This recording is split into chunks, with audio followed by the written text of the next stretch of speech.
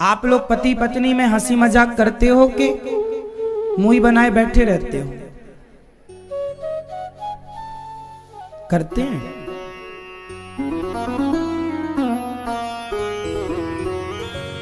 थोड़ा जरूरी है हंसना, स्वास्थ्य के लिए जरूरी होता है।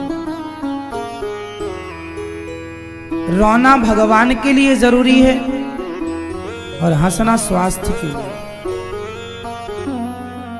अच्छा भगवान,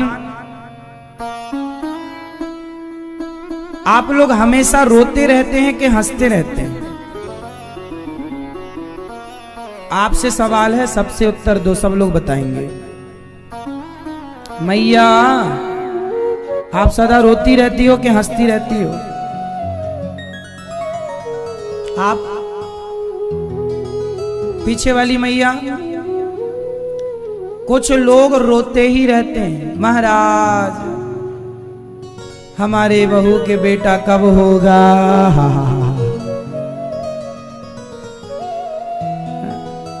रोती रहते हैं। हे भगवान महाराज, ये नहीं है, रोते रहे। इसका रोना, उसका रोना, ये रोना, वो रोना, यहां दर्द, वहां दर्द, ये वो। कुछ लोग रोते ही रहते हैं। कुछ लोगों की शिकायतें पूरी नहीं होती। हाँ या ना?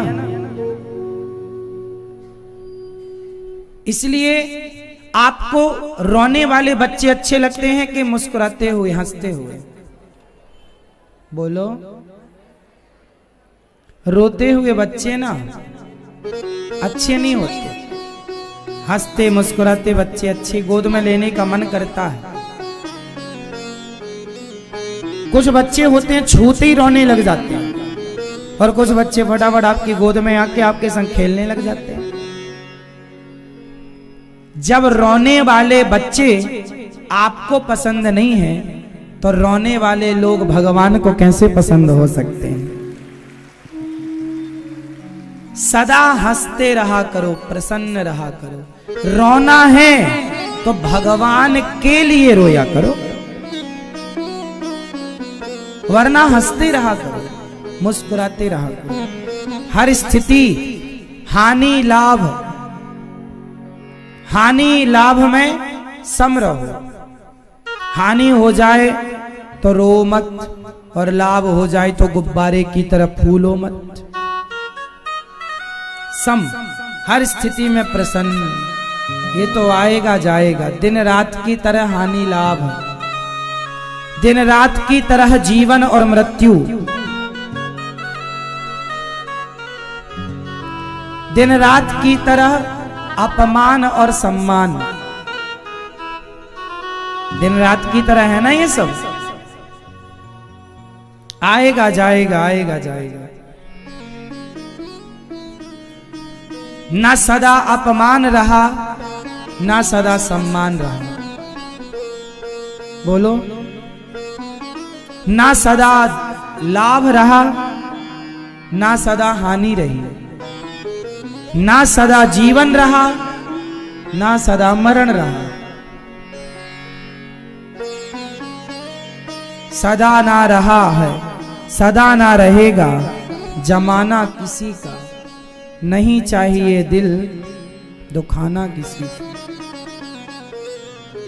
हाँ, नहीं चाहिए दिल दुखाना किसी का। नहीं चाहिए दिल दुखाना किसी का। सदा ना रहा है,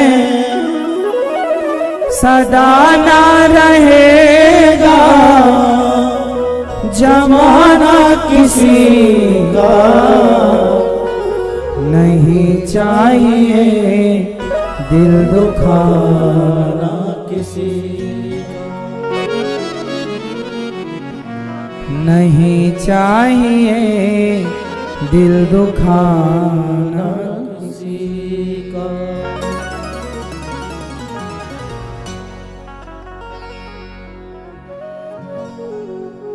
प्रिय भक्तों, भगवान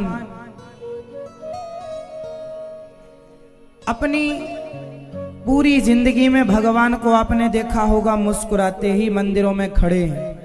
सदा भगवान स्माइल रखते हैं। आप भी हर स्थिति हर परिस्थिति में मुस्कुराओ। अच्छा, ये जीवन हंसने के लिए मिला है कि रोने के लिए?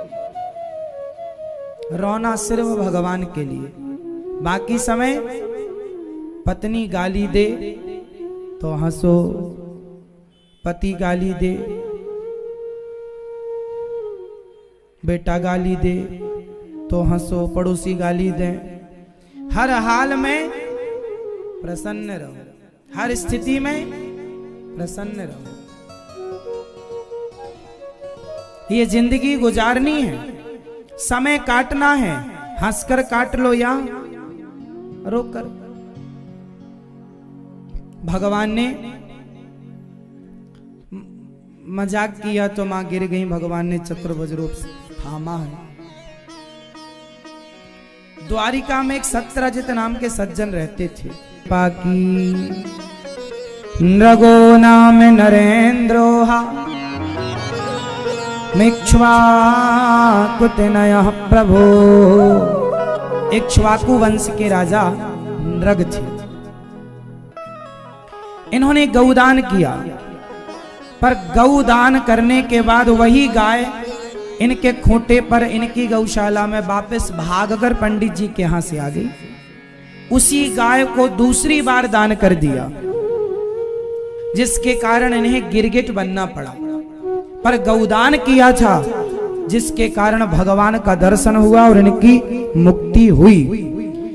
एक बार दान करने के बाद उसी चीज को दूसरी बार दान नहीं करना चाहिए। जैसे आपने बेटी दान कर दी, कन्यादान।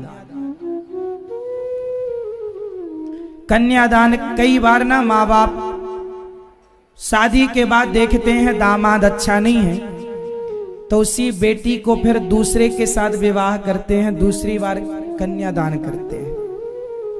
वह बहुत बड़ा अपराध है। एक बार जिस दान को दे दिया, एक बार, अब उसे लेकर फिर आप उसको दान करें, अपराध है ये। दिए हुए दान को पहली बात तो वापस नहीं लेना चाहिए, और लेकर फिर आप उसे फिर से दान कर रहे हैं कहीं और, किसी और को, वह भी अपराध है। इसलिए दान देने के बाद उसे भूल जाने की बात कही जाती है। भूल जाओ, क्योंकि या फिर दो मत, या दो मत। कौन मांग रहा है तुमसे जबरदस्ती, और दिया है तो उसकी फिर भूल जाओ। बेटी दान कर दी, गौ दान कर दी, भूमि दान दे दी। अब जैसे हमारे देश में गांव-गांव में मंदिर होते हैं, मंदिरों में जिन सेठों ने, जिन माल गुजारों ने मंदिर बनवाया, उन्होंने जमीन लगाई होती है। मंदिरों में 2 एकड़, 5 एकड़, 10 एकड़, 20 एकड़, तो बाप दादों ने तो जमीन लगाई थी। पर आजकल के बच्चे वो जमीन, भगवान की, मंदिर की जमीन भी हड़प लेते हैं। हाँ या ना? आज गांव-गांव में जाके देखना, मंदिरों में जमीनों के विवाद चल रहे हैं। क्यों चल रहे हैं? क्योंकि बाप दादाओं ने लगाई थी जमीन, बच्चों की नीयत बिगड़ गई। अरे इसकी तो बड़ी कीमत हो गई जमीन की। अब वो मंदिर पर भी कब्जा किए हैं कि हमारे बाप दादों ने बनवाया, ये हमारी जमीन है। जबकि बाप दादों ने जमीन इसलिए लगाई मंदिर में, पहले के लोग ना मंदिर बनवाते थे तो जमीनें लगाते थे उस पर। क्यों? क्योंकि वो मंदिर सेल्फ डिपेंड बना रहे, कल को उसकी मरम्मत के लिए किसी से हाथ ना पसारना पड़े। वहां कोई भी साधु आए, संत आए, तो हमेशा उन्हें 2 रोटी मिलती रहे, ताकि हमने बनवाया है तो उसका पुण्य हमें मिलता रहे कि हमारे नाम से आज भी कोई 2 रोटी खा रहा है। पहले के लोग इस भावना से बनवाते थे, लेकिन आजकल के कुछ मंदिर ऐसे हैं जो मालगुजारों के बेटों ने कब्जा कर लिया। मंदिर जर्जर हो रहा है, उस पर 1 रुपया नहीं लगवाते। और अच्छा, एक बात और देखी है मैंने, आपने भी देखी हो, जो भगवान की मंदिरों की जमीन कब्जा कर लेते हैं, मंदिरों का धन खाते हैं, वो लोग सुखी नहीं हैं। आप देखना बहुत गौर से, सुखी बिल्कुल नहीं है। पर समझाओ कि भाई ये क्यों खा रहे हो, तो मानते भी नहीं और सुखी भी नहीं। इसलिए कहता हूं, अपनी मेहनत की रोटी खाने वाला व्यक्ति सुखी होता है। बेईमानी ना इंसान के साथ करो ना भगवान के साथ करो। आज तो इंसानों के साथ छोड़ दो, लोगों ने भगवान के साथ भी बेईमानी की। अब ये मंदिरों की जमीनें हड़प लेना, ये बेईमानी भगवान के साथ नहीं तो क्या है भाई। उस जमीन से जो भी पैसा मिले, उसकी फसल से उसका 80% तो मंदिर में ही लगे, वहां की साज सज्जा में लगे, वहां मंदिर के द्वारा उस जमीन के पैसे से गरीब बेटियों का विवाह हो, उस पैसे से गांव में आया हुआ कोई साधु संत जरूरतमंद भूखा प्यासा, उसे ठहरने की वहां धर्मशाला हो, खाने की वहां प्रॉपर व्यवस्था हो। इस उद्देश्य से वो जायदादों का उपयोग होना चाहिए, हाँ या ना। पर कुछ लोग नहीं करते, स्वयं सरबराहकार बनके, स्वयं मुखिया बनके, स्वयं मालिक बनके हड़प लेते हैं।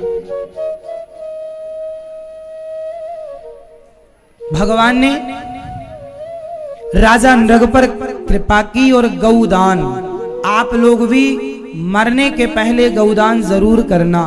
गौदान करने से सारी पृथ्वी दान करने का पुण्य प्राप्त होता है। इतनी श्रेष्ठ, एक पृथ्वी दान कर दो या एक गौ दान कर दो, एक बराबर है। पूरी पृथ्वी दान करने का पुण्य गौदान में। गाय, भगवान ने गौचारण किया, गौ चराए, गाय की पूंछ पकड़ के दान होता है। गाय की पूंछ पकड़ के हम बैतरणी, हमें याद है जब हम बचपन में गाय चराया करते थे और नदियों में बाढ़ आ जाया करती थी और गाय को चरने उस तरफ जाना होता था, तो गाय जब कूद जाए ना पानी में तो हम भी कूद जाते थे और गाय की पूंछ पकड़ते थे तो वो नदी पार लगा देती थी। ये कई बार की बात हमने खुद किया है। तो गाय यहाँ की नदी तो पार लगाती है, वहां की वैतरणी नाम की नदी से भी पार कराती है गौदान। इसलिए गौदान जरूर करना चाहिए। और गौ कैसे दान करना चाहिए? कोशिश ये करो कि घर में गाय रखो, गाय घर में रखो, गाय की सेवा करो, फिर उस गाय की सेवा करके फिर उस गाय का दान करो। विधान तो ये है, पर अब आजकल घर पे आप रख नहीं पाते, तो आप गौशालाओं में जाकर गौदान कर सकते हैं। गाय की पूजा, गाय की सेवा, गाय की रोटी निकालते रहो। आप जब एक गौदान करेंगे ना तो सारी जिंदगी फिर एक रोटी उसके नाम की निकालते रहो, और जब भी जाना आना हो तो वह रोटी नहीं तो एक रोटी 4 रुपए की आती है, 5 रुपए की आती है, उसे हिसाब से महीने का है ना, आप किसी ना किसी गौशालाओं में अपना सहयोग करते रहो ताकि गाय का संरक्षण होता रहे। आज घर में गाय नहीं रखते, लेकिन एक दिन आएगा कि जैसे घर में गाड़ी की जरूरत आप लोगों को दिखने लगी है कि घर में एक गाड़ी तो हो, ऐसे वो दिन जरूर आएगा फिर से वापस कि एक दिन घर में गाय हो, ये जरूरत भी सबको दिखने लगेगी। तब लोग गायों के बारे में जागरूक होंगे, जानेंगे, और फिर गौ पालन शुरू होगा। क्या है ना, जो दिन बीत गए ना वो दिन फिर से आएंगे। आप कितने भी महल अटारी बना लो मेरी माँ, लेकिन एक दिन फिर से कच्चे घर का सीजन आएगा। पहले इतनी बड़ी बड़ी बिल्डिंगें नहीं होती थी। अभी तुर्की में भूकंप आया, तुर्की में आया भूकंप आया, हजारों लोग तो चले गए, बड़ी बड़ी इमारतें गिर गई। अर्थ क्या निकला? ये प्राकृतिक आपदा है, कभी भी आ सकती है। पहले के लोग ज्यादा समझदार थे आज के लोगों की अपेक्षा। बताओ कैसे? तुर्की में भूकंप आया, लगभग 30,000 लोग मरे हैं, जो गणना है, बाकी तो मरे ज्यादा होंगे, बताया कम जाता है ना। यदि पुराना जमाना होता कच्चे घर वाला, तो क्या भूकंप में कोई आदमी मरता? पहले के लोग ऐसे घर बनाते थे कि भूकंप आए तुरंत निकल के बाहर खड़े हैं, घर गिरे तो गिर जाए। और घर खप्पड़ वाला होता था, बांस की लकड़ी होती थी।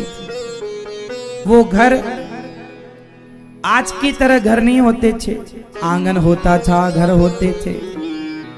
उसी कमरे के बगल में लाइट बात अटैच नहीं हुआ करती थी, थोड़ा दूर हुआ करती थी।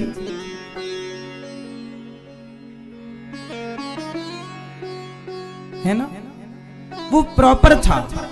आप देख लेना कि एक दिन फिर से बदलता हुआ भारत फिर उसी तरह आएगा।